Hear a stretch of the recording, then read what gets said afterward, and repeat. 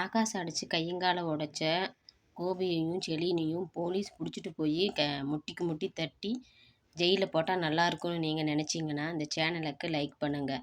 வாங்க வீடியோக்குள்ளே போகலாம். ஆகாஷ் வந்து இனியாவுக்கு ஃபோன் பண்ணுறான். அதை கோபி பார்த்துட்டு யாருன்னு சொல்லி செலின்னு கேட்டோன்னே அவன் தான் ஆகாஷ் தான் பாரு இத்தனையும் சொல்லி மறுபடியும் திரும்ப ஃபோன் பண்ணுறான் பாரு அப்படின்னு சொல்லி கோபி சரின்னு சொன்னானே கோபி 2 பேர் போய் செலின்னு அவனை பார்த்து மிரட்டி விட்டுட்டு வரலாம் வா சரி அப்படின்னு சொல்லி கோபி கூட்டிகிட்டு போகிறாரு. கூட்டிகிட்டு போய் அவனைய வீட்டுக்குள்ளே போகலான்னு இந்த வீட்டுக்குள்ளே எதுக்கு போகணும் நம்ம ஏன் அவனை வெளியே வரட்டும் அப்படின்ட்டு சரி அவனை கோபி ஆகாஷை கத்துறான். ஆகாஷ்னு கத்துறானே வாங்க அண்ணா வாங்க அங்குள் அப்படின்னு ஆகாஷ் கூப்பிட்றான். யாருக்கு அண்ணன் யார் அங்குளா அப்படின்னு சொல்லி 2 பேரும் கேட்டுட்டு வெளியே வாடா முதல்ல அப்படின்னு ஏன்டா இனியாவுக்கு ஃபோன் பண்ண அப்படின்னு சொல்லி கேட்டு அடிக்க போகிறாங்க. அடிக்கிறப்ப அவன் அந்த விஷயத்தை எதுக்கு ஃபோன் பண்ணாங்கிற விஷயத்த கூட சொல்ல விடாமல் போட்டு சரியா அடிக்கிறான். கையை போட்டு உடச்சுட்றான். உடச்சுட்டோன்னே கோபி கம்முன்னுறா டே ரொம்ப கை உடஞ்சிட போகுது கம்முன்னுருன்னா அதெல்லாம் முடியாது நம்ம தங்கச்சி அப்படி பண்ணனவனை நல்லாவே இருக்க விடக்கூடாது அப்படின்னு சொல்லிட்டு போட்டு செலியை அடிக்கிறான். ஆகாஷ் இருந்துட்டு அண்ணா நான் இனிமேல் இனியாவே எனக்கு ஃபோன் பண்ண வேண்டாம்னு சொல்லி சொல்கிறதுக்காக தாங்க நான் ஃபோன் பண்ணேன். ஆண்டி வந்து எங்கிட்ட சத்தியம் வாங்கிட்டு போயிட்டாங்க. இனிமேல் இனியா கூட பேசக்கூடாதுன்ட்டு நானும் சத்தியம் வேண்டிட்டேன். நான் இனிமேல் நல்ல நிலைமைக்கு போகிற வழியை மட்டும்தான் பார்ப்பேன். இனியா பின்னாடி நான் வரமாட்டேன்.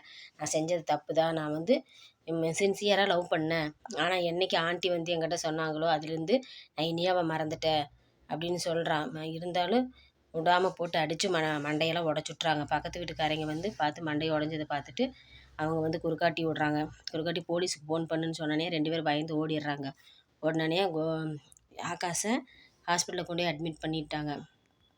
செல்வி பாக்கியா ரெஸ்டாரண்ட்டுக்கு வர சொன்னான்ட்டு போய் பார்க்குறப்ப எல்லோரும் செல்வியே திருன்னு பார்க்குறாங்க. என்னடா இத்தனை துரோகம் செஞ்சுட்டு இவ மறுபடியும் மீண்டும் வேலைக்கு வராளே அப்படின்னு சொல்லிட்டு உண்டை கூட்டுக்கே இது துரோகம் பண்ணவங்களையே அக்கா மறுபடியும் திரும்ப கூப்பிட்டுட்டாங்க அப்படிங்கிற மாதிரி அவளை விரைச்சி பார்க்குறாங்க. அக்கா எல்லோரும் இப்படி பார்க்குறாங்க, நீங்கள் வர சொன்னீங்கன்னு சொல்லி தான் நான் வந்தேன். ஆனால் இங்கே நான் வேலை செய்கிறது நல்லா இருக்குன்னு எனக்கு தோணலைக்கா அப்படின்னு செல்வி அழுகிறப்ப அதெல்லாம் ஒன்றும் நினைக்க வேண்டாம், நீ கம்முன்னு பேசாமல் போய் எல்லோரும் வேடிக்கை பார்க்குறாங்க, அழுகாத, நீ போய் வேலையை பாரு அப்படின்னு சொல்லி பாக்கியா சொல்கிறான். சரி அப்படின்றவும் செல்விக்கு ஃபோன் அடிக்குது. ஃபோனை எடுத்து பேசினப்ப பக்கத்து வீட்டுக்கார அக்கா ஃபோன் பண்ணி இப்படியே 2 பேர் வந்து ஆகாஷை அடித்து மண்டையெல்லாம் உடச்சுட்டாங்க, நீ நேராக வீட்டுக்கு வா அப்படின்னு சொல்கிறப்ப யாருக்கா அப்படின்னு யாருன்னு தெரியல, 2 பேர் வந்து அடிச்சிட்டாங்க, நாங்களாம் இப்போ இருக்குங்காட்டி தான் குறுக்காட்டின இல்லாட்டி அவனை கொன்னே போட்டிருப்பாங்க அப்படின்னு சொல்லி சொல்கிறாங்க. சரி இருங்கக்கா வர்ற அப்படின்னு என்னாச்சு செல்வி அப்படின்னா அக்கா யாரோ என் பையனை போட்டு அடிச்சிட்டாங்களாம்மா, நான் யாருக்கு எந்த ஒரு துரோகம் செய்யலை, எனக்கு மட்டும் ஏன்க்கா இப்படியே எனக்கு கஷ்டமாக வருது, நாங்கள் என்ன தான் பாவம் செஞ்சோன்னு தெரியல அப்படின்னு சொல்லிட்டு செல்வி அழுகிறா. பாக்கி இருந்துட்டு எதுவும் நினைக்காத வா போய் பார்க்கலாம் அப்படின்னு சொல்லிட்டு போய் பார்க்குறப்ப வீட்டுக்கு போய் பார்க்குறாங்க. வீட்டுக்கு போனானே கேட்குறப்ப 2 பேர் வந்து அடிச்சிட்டாங்க. செல்வி உங்கள் வீட்டில் தானே வேலை செஞ்சா, உங்கள் வீட்டுக்காரரும் உங்கள் பெரிய பையனும் தான் வந்து ஆகாஷை போட்டு அடிச்சிட்டாங்க, ஏன் நீங்களே யாருமே தடுக்கலையா அப்படின்னு சொல்லி செல்வி கேட்குறப்ப நாங்கள் தடுக்கங்காட்டி தான் பரவாயில்ல, இல்லாட்டி அவனை கொன்னே போட்டிருப்பாங்க அப்படின்னா எங்கே ஆகாஷ் எங்கேன்னு சொல்கிறப்ப இப்போ தான் ஹாஸ்பிட்டலில் கூட்டிகிட்டு போயிருக்காங்க, தெருமுனையில் இருக்கிற ஹாஸ்பிட்டலில் தான் அட்மிட் பண்ணியிருக்காங்க, போய் அங்கே பாருங்க அப்படின்னு. சரி வா செல்வி இங்கே பேசுகிறதுக்கு நேரம் இல்லை வா போகலாம் அப்படின்னு சொல்லிட்டு போய் பார்க்க போகிறாங்க. ரொம்ப அடிபட்டிருக்கு. அவன் செல்வி வந்துட்டு கதறி அழுதுட்டு எனக்கு புருஷன்தான் சரியில்லை, பிள்ளைய வச்சு நான் வாழ்க்கையில் முன்னேறலாம் பார்த்தேன், அவனுக்கு இப்படி இந்த ஒரு நிலைமையா அப்படிங்கிறப்ப பாக்கியா மனசில் அழுகிறான். என்ன பண்ணுறதுனே தெரியாமல் முழிச்சுட்டு இருக்க இவங்க இப்படி பண்ணிட்டாங்களே அப்படின்ட்டு. சரி செல்வி அழுகாத கம்முனு இரு, எதாக இருந்தாலும் பார்த்துக்கலாம் அப்படின்னு சொல்லி சொல்கிறப்ப ஒன்றும் ஆயிருக்காது, சின்ன அடியாக தான் இருக்கும், ஒன்றும் பிரச்சனை இல்லை அப்படின்னு சொல்லி பாக்கியா சொல்கிறான். பக்கத்தில் இருக்கிறவங்கெல்லாம் அவங்களாம் பணத்திமுறை இருக்கிறனால தான் இந்த பையனை போட்டு இப்படி அடிக்கிறேன், அவன் எந்த ஒரு தப்பு செஞ்சுருந்தாலும் பேசி தீர்க்கறதை விட்டுட்டு இப்படியெல்லாம் போட்டு அடிச்சிருக்கிறாங்க, ஒரு பொண்ணவே லவ் பண்ணாலும் இது தப்பாக ஒன்றும் தப்பு கிடையாதுல்ல, ஏன் அவனை போட்டு இப்படி அடிக்கணும் அப்படிங்கிற மாதிரி பக்கத்தில் எல்லாம் பேசுகிறாங்க. பாக்கியா இருந்துட்டு சரி செல்வி நான் போய் டாக்டரை பார்த்துட்டு வரேன், என்ன சொல்கிறாங்கன்னு கேட்டு வரேன் அப்படின்ட்டு டாக்டரை பார்க்க போயிடுறாங்க. பார்த்துட்டு வந்துட்டு என்னாச்சுக்கா என்ன சொன்னாங்க அப்படின்னு சொல்லி கேட்குறப்ப ஒரு சின்ன அடி தான், ஒன்றும் பிரச்சனை இல்லை அப்படின்னு சொல்லி பாக்கியா சொல்கிறாங்க. பக்கத்தில் இருக்கிறவங்கெல்லாம் உங்கள்கிட்ட பணம் காசு இருக்குதுன்னு சொல்லி இப்படியெல்லாவா அடிப்பீங்க, போலீஸுக்கிட்ட சொல்லியிருந்தா தான் கரெக்டாக இருந்திருக்கும், நாங்கள் அவசரத்தில் இவனை இங்கே கூட்டிகிட்டு வந்ததுனால நாங்கள் எதுவும் பண்ணல அப்படின்னு சொல்கிறப்ப பாக்கியா இருந்துட்டு செல்வி ஒரு நிமிஷம் இரு, நான் போனோன்னே வந்துடுறேன், எதுவும் நடக்காது, நான் இருக்கிற வரைக்கும் எதுவுமே நான் நடக்க விட மாட்டேன் அப்படின்ட்டு செல்விக்கிட்ட ஆறுதல் சொல்லிவிட்டு ஆகாஷ்கிட்டே, ஆகாஷ் நீயும் தைரியமாக இரு, எதையும் நினச்சிக்காத, உன் உடம்ப பார்த்துக்கோ, நான் தான் போனானே வந்துடுறேன் அப்படின்ட்டு பாக்கியா வீட்டுக்கு போகிறான். எழில் உட்காந்துருக்குறான், பக்கத்தில் இனியாவும் உட்காந்துருக்கா. அமிர்தா சமைச்சிக்கிட்டு இருக்கிறா.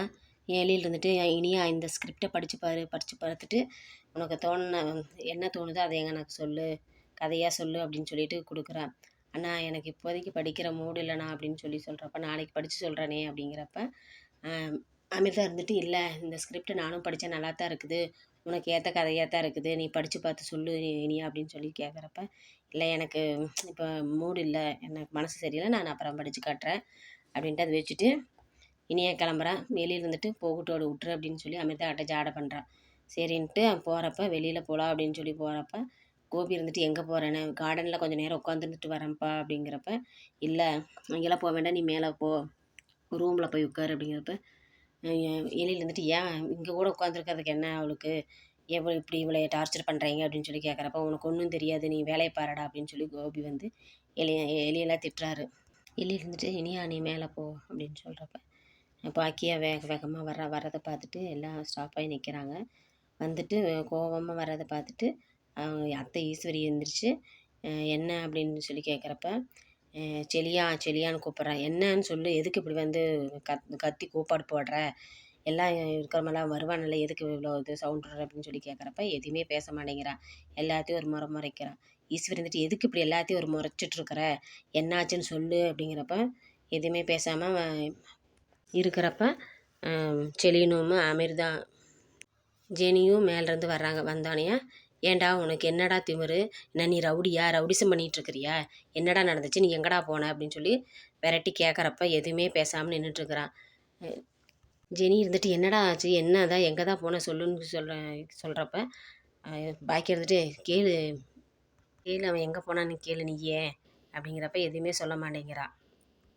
கோபி இருந்துக்கிட்டு ஏன் எதுக்கு அவனை இப்படி விரட்டுற அப்படின்ட்டு, நீங்கள் எதுவுமே பேசாதீங்க, எல்லாமே கம்முன்னு பேசாமல் இருக்கிறது நல்லது அப்படின்ட்டு அவனை கேட்குறான். என்ன நடந்தது, நீ ரவுடிசமா, பையங்க ரவுடிசம் பண்ணனா தடுக்கிற அப்பாவை தான் பார்த்துருக்குற, அவங்களுக்கு உறுதுணையாக இருக்கிற அப்பாவை நான் இந்த நாள் வரைக்கும் நான் பார்த்ததில்லை, அவன் என்ன தப்பு செஞ்சு போனால் அதை தடுத்து நல்ல புத்தி சொல்கிறத விட்டுட்டு அவனுக்கு கெடுதல் செஞ்சுட்டு உட்காந்துருக்கீங்க, நீங்கள் எதுவுமே பேசாதீங்கன்னு கோபியும் மிரட்டுறான். ஆமாம், அவனை பார்க்க போனால் அவன் இருக்கிற ஏரியா என்ன, வீடு எப்படி இருக்குது, அதில் கொஞ்ச நேரம் கூட நிற்க முடியல, அவன் வந்து என் தங்கச்சியை லவ் பண்ணுவானா, நாங்கள் அதெல்லாம் பார்த்துட்டு சும்மா இருக்க முடியுமா, அதனால தான் அவனை விரட்டலான்னு வான் பண்ணலான்னு போனேன், ஆனால் அவன் பேசின பேச்சு பார்த்தானே, அவன் என் தங்கச்சிக்கு ஃபோன் அடித்ததே பார்த்தானே எனக்கு அடிக்க தோணுச்சு, இதில் என்ன தப்பு, நான் செஞ்ச சரிதான், அவனை கொல்லாமட்டதே அதே இதுதான், நீங்கள் அதை மட்டும் யோசிச்சு பாருங்கள் அப்படின்னு சொல்லி, உனக்கு அவனை கொல்கிற உரிமையோ அவனை அடிக்கிற உரிமையோ யாரும் உனக்கு கொடுக்கல, நீ தேவையில்லாமல் பண்ணிட்டு அலையிற, நீ பேசாமல் இருக்கிறது நல்லது அப்படின்னு சொல்லிட்டு பாக்கியை திட்டுறான். ஏம்மா அவனுக்கு சப்போர்ட் பண்ணியே பேசுகிறீங்க, நீ வாயை மூடிட்டு கொஞ்சம் அமைதியே இரு, நீ ரொம்ப வாய் பேசாத அப்படின்ட்டு கையை ஓங்குற கை அப்படியே நின்னானே. ஜெனி இருந்துக்கிட்டு அவங்க அத்தையவே பார்க்குறான். மறுபடியும் திரும்ப ரொம்ப வாய் பேசினோடனே போட்டு பாக்கியா சாத்துன்னு சாத்துறது தான் நல்லது, அவன் ரொம்ப வாய் பேசுகிறான். ஈஸ்வரி இருந்துட்டு என்ன பெத்த பையன், அவனுக்காக பெத்த பையனையே பிடிச்சி அடிக்கிறியா அப்படின்னு கேட்குறப்ப நீங்கள் வாயை மூடிட்டுருங்க, நீங்கள் அவங்கெல்லாம் கெட்டது செஞ்சிட்ருக்காங்க, அதுக்கு நீங்கள் உறுதுணையாக இருக்கிறீங்க அப்படின்னு சொல்லிட்டு விரட்டுறா. இன்னைக்கு அதோட எபிசோடு முடியுதுங்க.